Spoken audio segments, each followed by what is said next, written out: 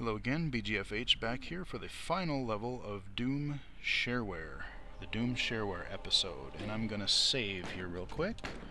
Shouldn't be a big deal, but I'm gonna, just in case I do anything weird here. Alright, I'll hit this switch here, and this part is actually pretty cool. All these barrels, all these guys. Boom! How many can we kill? Can I kill them all? Come on! Aw, there's always one or two left. I can't seem to kill them all. That's just kind of a neat... I always found that to be pretty cool. This is actually one of my favorite slower MIDI songs. Just kind of a neat sound. I always thought this song was kind of neat, kind of cool. It's not, you know, the fast rockin', but kind of moody, kind of this really kind of depressing melody, kind of just, I like it. So, I mean, to wrap up my last topic, and since we are on the last level, we're getting close to the end here, but, you know, I mean, it really comes down to shitty parenting. Yeah, there I said it. You know, like I said, I've done a lot of these things. I've watched R-rated movies, PG-13, you know, I've played these games. I played Doom all the time. Other games. Oh, another cool first-person kind of melee shooter kind of thing was Witch Haven, or Witch Haven 2. Those were pretty cool. I'll just leave it at that for now, but that's another classic series that I might like to come back to one of these days. But, you know, I did all those things, but my parents knew, or even if I didn't know, if there was something I had a question about, or if I, you know, if I swore, or if I said some term that I heard somewhere, they'd be like, hey, do you know what that means? And, like, you can't say that, you know. Yeah, they actually did parenting. Good job, Mom, Dad. You know, and I was a better person for it, you know. I mean, I could still play the things, but I could still, you know, not be a complete idiot and, you know, fight my classmates, bring a gun to school and shoot people, or any other crap that you hear nowadays. So here we have our final boss, or bosses, as it were, of this episode. And I should be able to pick these off pretty quickly on this difficulty with the rocket. I'm gonna pop over here, and don't get hit by those green things, they hurt. Those green fireball thing. Okay, that guy's dead. Damn, that was easy. Okay. And now that opens up. Now the interesting thing is they died pretty easily, but now that we've had these as a boss, if we go into future episodes of Doom, these will just be run-of-the-mill enemies now. Not near as common as some of the, like, the imps and stuff, but frequent enough to be a real pain in the ass, especially on higher difficulty levels. So now they're just going to be part of the game. But yeah, so it's really just, you know, watch what your kids are doing, watch what their kids are playing. You know, if they're gonna play some of these things, I mean, I understand that you know, maybe you won't let them play it at your house, but they'll go to a friend's house, they'll see it there, they'll play it there, and you can't necessarily control that. You want to have the kid to have a life, you want to have the social life, but, you know, you know, talk to them about stuff. God forbid, you know. Make sure that they know what is right and wrong, or if you see some weird behavior, confront them about it. If need be, get them help.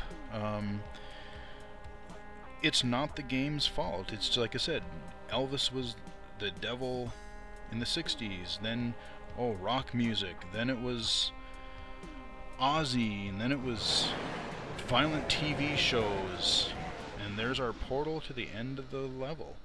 And this is the one area, like, I'm not even going to attempt to read this to you guys. It's just a lot of text. If you want to pause the video once all the text is there, go for it, or have somebody read it to you.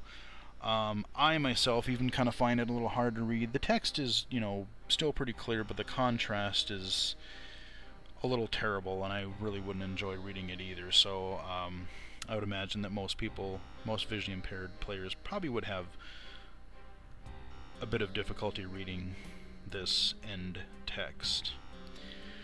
But yeah, I mean, so just there's just, yeah, I mean, there's no reason that it's not the game's fault, it's not the movie's fault, it's not music, or, you know, parents encourage their kids to play sports or football. Some of those can be pretty violent, so you better blame that. You better blame books. Books can, you know, there's some violent or sexual books, there's whatever, who cares? It's just, you know, get off your butt and do some actual real parenting. Don't just sit them in front of the TV or the game system and let them do whatever.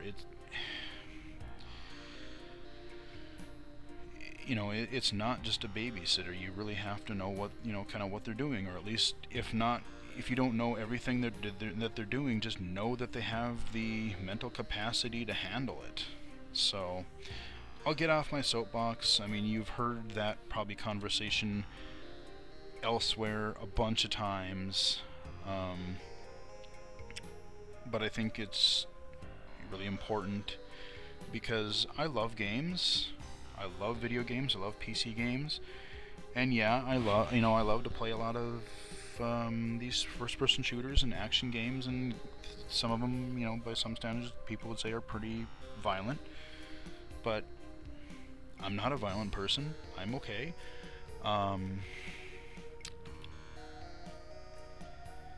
I don't want to see, I hate to see my hobby, you know, I hate to see gaming portrayed negatively just because of a few idiots that, you know, before games even entered into the story, they were probably already messed up a little bit. So, you know, because of what a few people do, I don't want people to say, oh, well, you know, just any kind of stereotype. You know, I don't want to be known as, oh, I'm just a kid who lives with his parents, or doesn't have a job, or sits in the basement and has no social skills, social life whatsoever. I'm violent. I have a, you know, terrible, terrible mouth. You know, I mean, if you've heard Xbox Live or something like that, you know, that's what you would think that game. You know, all these attributes of a gamer. You know, people who gaming has gotten to a point where it's just like, you know, just like movies. People like certain types of movies. People, you know, people don't hate you because you like to watch movies. People don't hate you because you like to read, or because you like to do any of these other things, and gaming is really no different. So I could probably go on about that and other ideas like that for a while, but I hope you enjoyed the Doom Shareware episode. Just a quick look back at, like I said, one of my favorite games of all times. This is way up there, probably in my top 2 or 3. It's just, like I said, almost 20 years later, and it's still awesome. So I hope you enjoyed it, and you know, if you want to see me try to go through any future episodes in a Let's Play, let me know, and maybe we can do that, or I might take a look at Doom 2 in the future at some point, at least just to show you a few other of the weapons and new types of enemies. And Doom 2 is a real doozy. Actually, if you want a good look at what Doom 2 is like, I think you have to be a subscriber to do it, but go to Giant Bomb. Little plug here, but go to Giant Bomb and watch the Breaking Brad series. This is where he goes and tries to get like an achievement, or tries to beat a game that he has just had so much trouble with, and they go through and play the last, I don't know, half to third of it, or 2/3 of the game on ultra violent, and it is just insane. I've never beat Doom 2 without cheating, so but I may give you a glimpse into Doom 2 in a future video. But if you want to see a good, really interesting and really kind of funny at sometimes funny playthrough, go look up the Breaking Brad Doom 2 episodes on Giant Bomb, because they're amusing. But with that, that is the Doom Shareware episode, and I will wrap it up here and talk to you guys next time. Hope you enjoyed it.